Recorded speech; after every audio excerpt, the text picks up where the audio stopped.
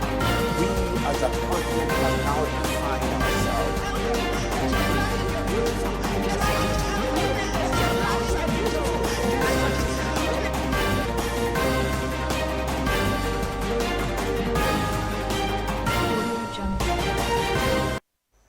In the news, popular comedian Mr. Macaroni and other protesters arrested during Occupy Lekki tollgate on Saturday. Across Africa, car bomb blast near Somali parliament kills and wounds several in Mogadishu. On the international scene, Oxford University to test COVID-19 vaccine in children to determine efficacy. And in business, Nigeria's federal government implements ease of doing business reforms. And in sports, Nadal comes through to keep Slam dream alive in Australia Open. Details shortly.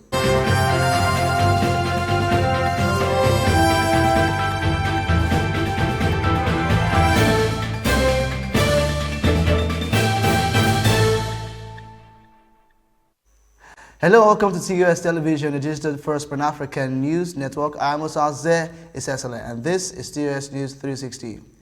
Nigerian comedian Debu Adebayo, popularly known as Mr. Macaroni, has been arrested by personnel of the Nigerian police force at the ongoing Occupy Lekki tollgate protest in Lagos on Saturday. Adebayo was seen detained in a black Maria. In a live video on his Instagram page, the comedian was arrested alongside other protesters in the early hours of Saturday, and his live streaming from the Lekki tollgate was stopped as police officers snatched his phone away from him. As at the time of this report, news has it that the arrested persons are in Panti, where the Lagos State Criminal Investigation and Intelligence Department is located. Also, lawyers had gone from Adeniji to Ikeja. They still have not been given access to the arrested persons. The Lagos State government has asked all transport operators within the state to get accredited at the Public Transport and Commuter Service Department of the Ministry of Transportation. The exercise is to help further promote the safety and security of drivers and passengers in the commercial transport system. This disclosure is contained in the press statement that was issued by the Lagos State Ministry of Transportation and signed by the ministry's Director of Public Transport and Commuter Services, Ajewole Ashaolu, on Friday. In the statement, Ashaolu stated that the accreditation was vital for the procurement of vehicle body tag, driver's badge, stage carriage permit and terminal access permit as part of documents required for operation within the metropolis. Ashaolu explained that all commercial passenger vehicle operators, owners, drivers and conductors, as well as minibuses, tricycles, all commercial buses, e-hailing and regular cabs are required to get accredited to legitimize their operations as well as enhance public trust. In Oyo State, following the over 48 hours of killing and destruction of property at Sasa Market in Akinyele local government area, Governor Seyi Makinde has imposed a curfew on the area and shut the market indefinitely. A statement by the Chief Press Secretary to the Governor, Taiwo Adisa, on Saturday indicated that the governor gave the order to forestall breakdown of law and order in the area. The curfew is to run from 6 p.m. to 7 a.m. The statement warned residents of the affected area to go about their legitimate business peacefully, stating that anyone caught perpetrating violence will face the wrath of the law. The Airport Council International ACI has credited Nnamdi Azikiwe International Airport, Abuja, and the Port Harcourt International Airport, Omagwa, River State. This was disclosed by the Federal Aviation Authority via its Twitter handle after ACI made the announcement.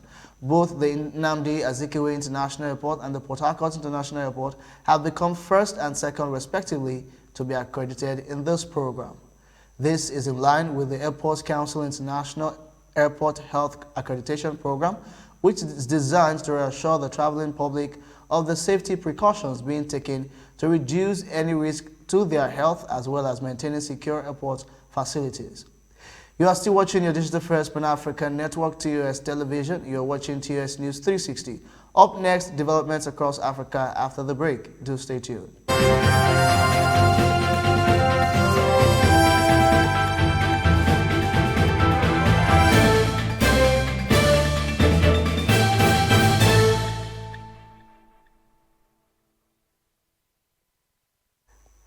Welcome back. We move to stories from across Africa where at least 3 people have been killed and 8 others wounded after a car bomb exploded near a checkpoint close to the Somali parliament headquarters in the capital, Mogadishu.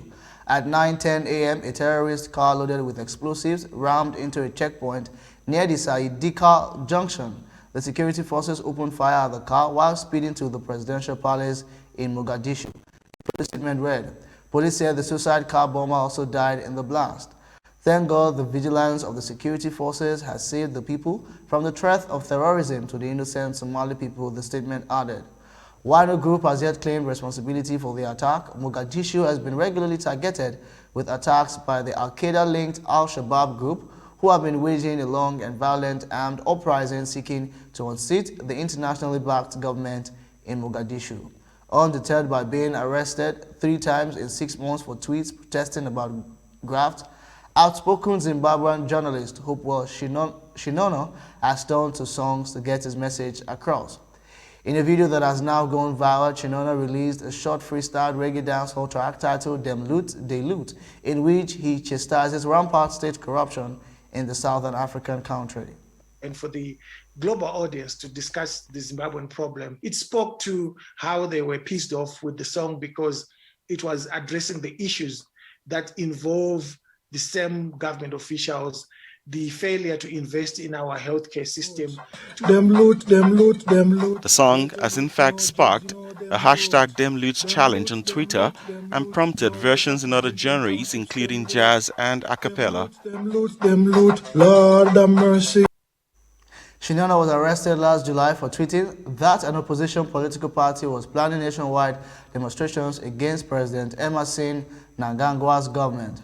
Last week, he was freed on bail but banned from using his Twitter account to post anything that might incite the public to revolt against the government. Parents of 930 primary school children who couldn't sit their exams because of local intercommunal violence have been told a new date has been set. Fighting in Jonglei and Unity States, 2 areas controlled by forces loyal to SPLM-IO leader and South Sudan's Vice President Riek Machar, has forced thousands of people from their homes in recent weeks. The national primary exam for the hundreds of pupils who missed out will be held at between 15 and 19 February at 19 centers. Machar's office says it wants to assure the families that their children will be safe. Education Minister Awudeng Akiu said she welcomed the directives issued by the office of Machar in those SPLM-10 controlled areas. This is the Digital First Pan-African Network, TOS Television. You are watching TOS News 360. Up next is stories from the international scene after the break.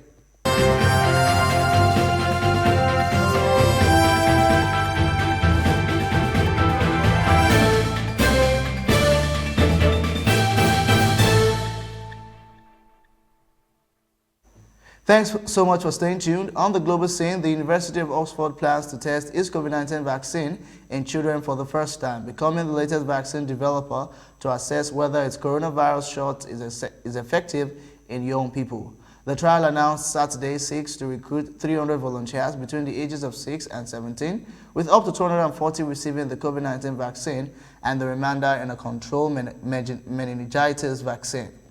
Andrew Pollard, chief researcher on the Oxford vaccine trial, says that while most children don't get severely ill from COVID-19, it is important to establish the safety and immune response to the vaccine in children and young people, as some children may benefit from vaccination. More than 120 countries elected British lawyer Karim Khan as the next prosecutor of the International Criminal Court (ICC). One of the toughest jobs in international law because the tribunal seeks justice for the worst atrocities, war crimes, crimes against humanity, and genocide. Khan, 50, who led the United Nations probe into atrocities by the ISIS group, won a second round of voting at the UN in New York on Friday with support from 72 nations, 10 more than the 62 needed. He is no stranger to the ICC, having acted as a defense lawyer for Kenya Deputy President William Ruto and persuading judges to throw out prosecution charges against his client. Gaynor acted as a legal representative for victims in the Ruto case, which focused on post-election violence. This is your Digital First Pan-African Network, TOS Television. You are watching TOS News 360. Up next is business and sports.